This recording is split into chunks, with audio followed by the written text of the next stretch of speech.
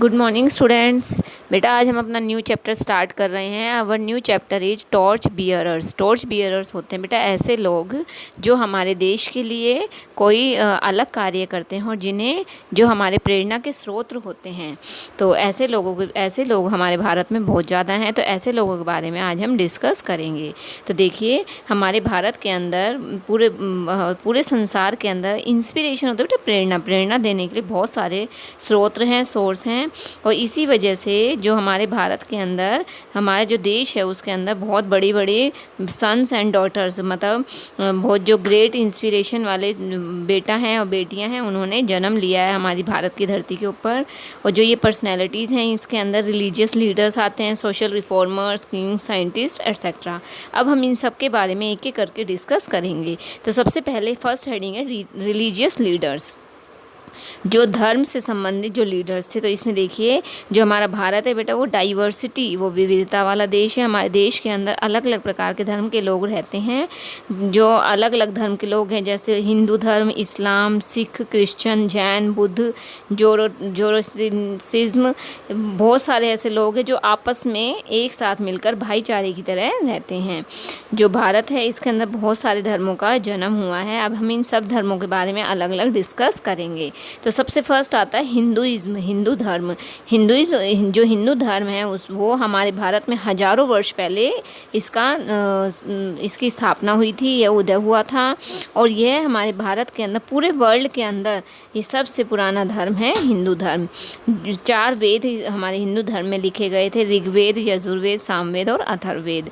और ये बहुत ही पवित्र पुस्तक थी हिंदू धर्म की। और इसके अलावा हमारे हिंदू धर्म की इन सभी के अलावा पुराण, उपनिषद, भगवत गीता, यह भी बहुत ही रिलीजियस बुक हैं, पवित्र बुक्स हैं।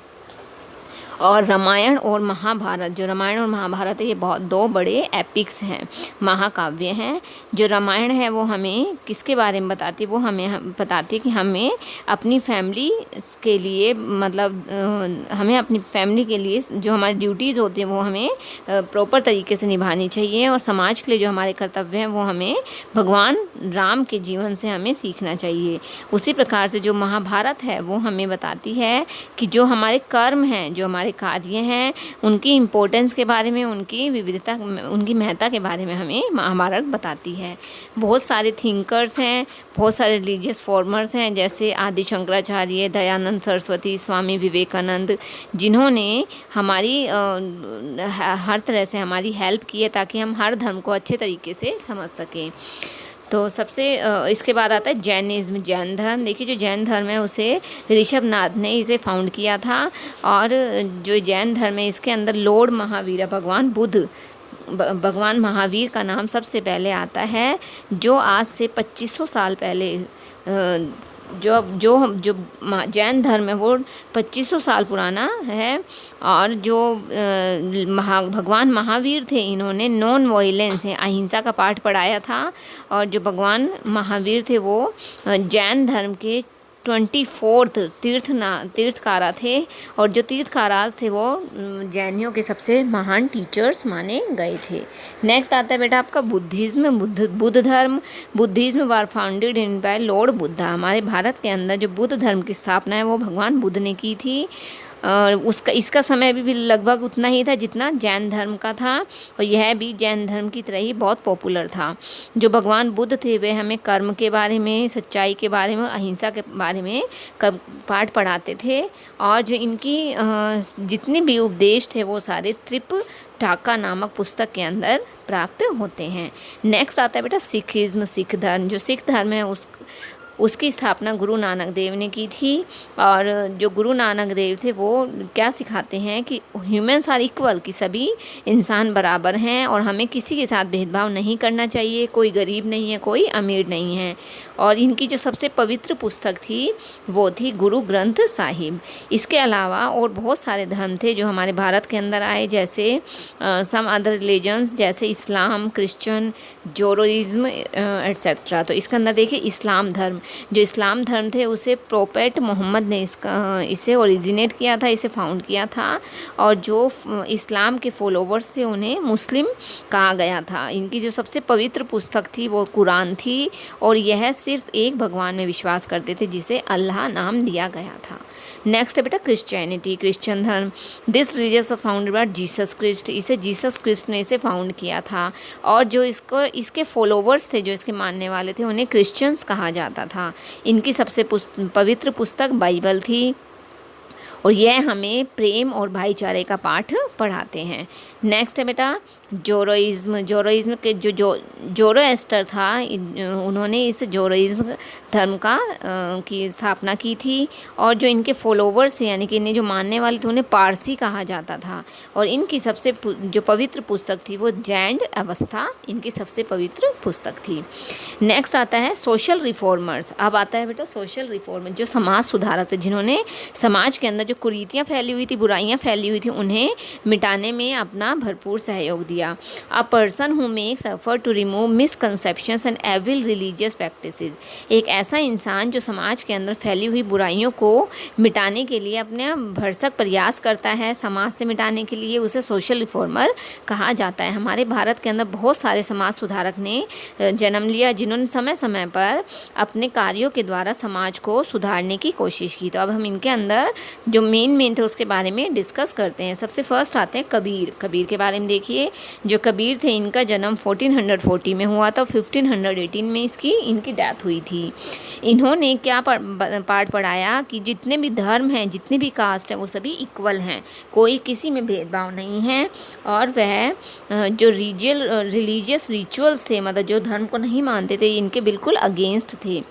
इन्होंने जो अपनी उपदेश दिए थे वो कॉपलेट्स के नाम से प्रसिद्ध थे, और बाद में इन्हें दोहाज, जो कबीर के दोहाज हैं, दोहा के नाम से इन्हें जाना गया था।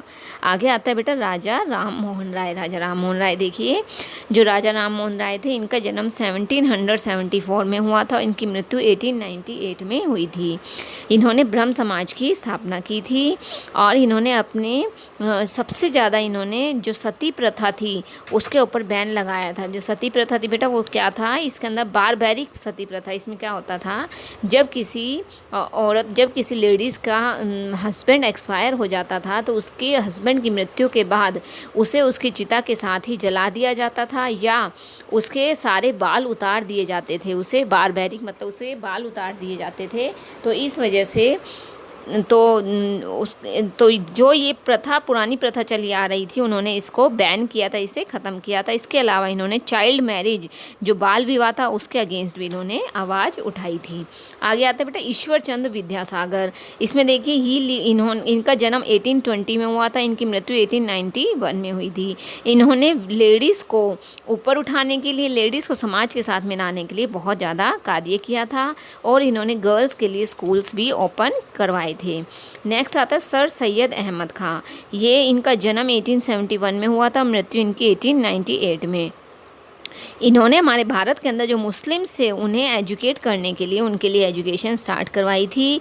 इसके अलावा इन्होंने मोहम्मद एंग्लो ओरिएंटल कॉलेज को भी स्थापित किया था, जिसे बाद में अलीगढ़ मुस्लिम यूनिवर्सिटी के नाम से जाना जाने लगा। नेक्स्ट आता है बेटा रमाबाई रानाडे।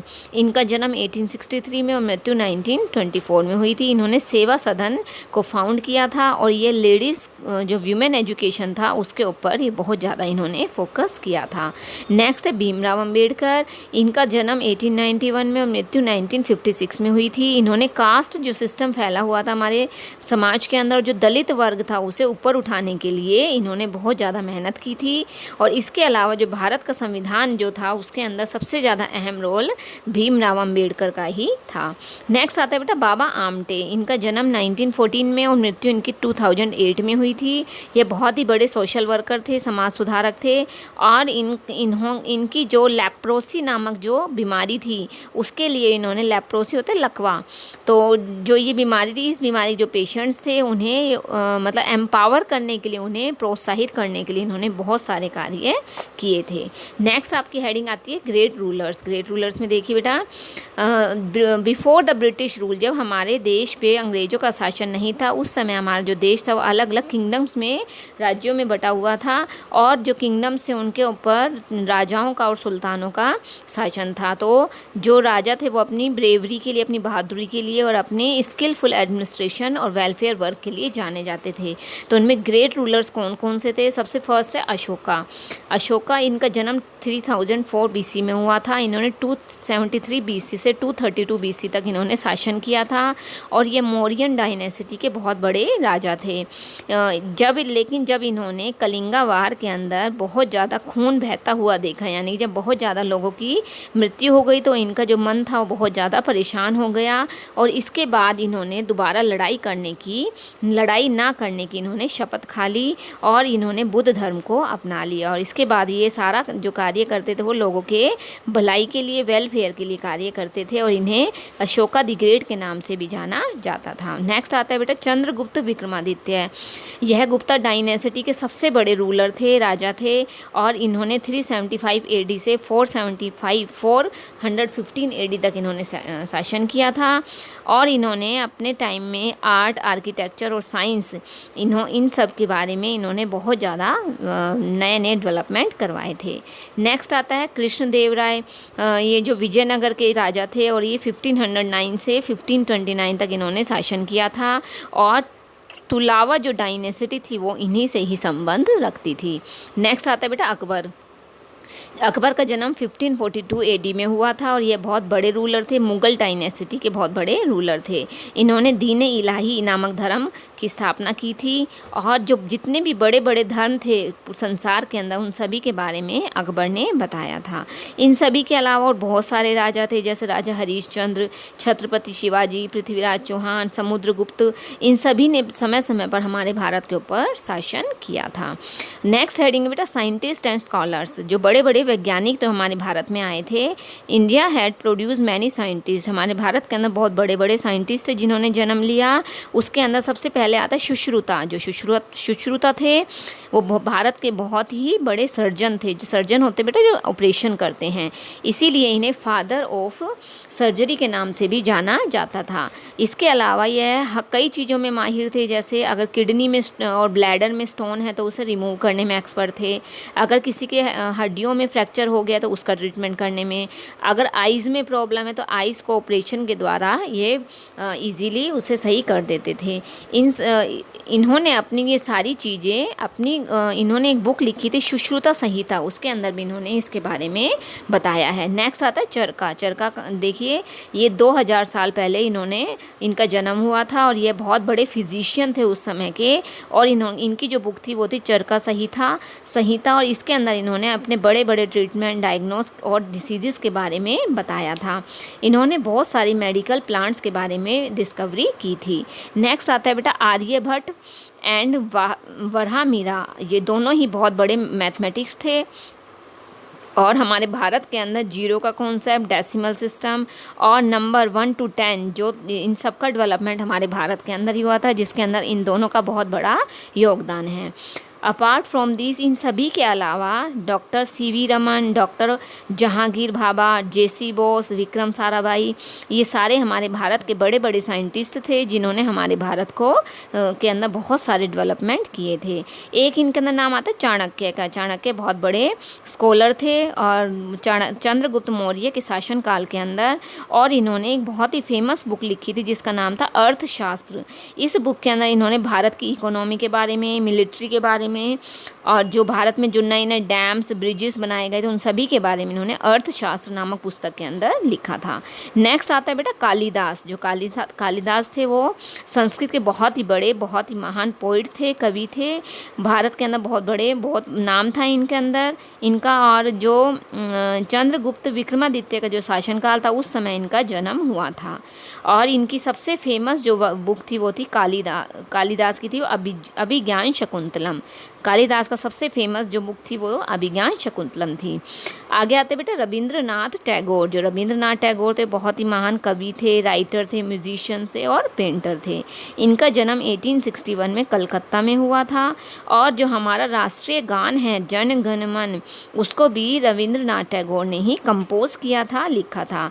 और इसके अलावा इन्हें 1913 के अंदर इन्हें नोबेल प्राइज़ दिया गया था। किस चीज़ के लिए? इनकी बहुत ही महान रचना रचना, बहुत ही महान कृति गीतांजलि के लिए दिया गया था। इन्होंने एक गीतांजलि नामक बुक लिखी थी जो बहुत ही फेमस हुई थी।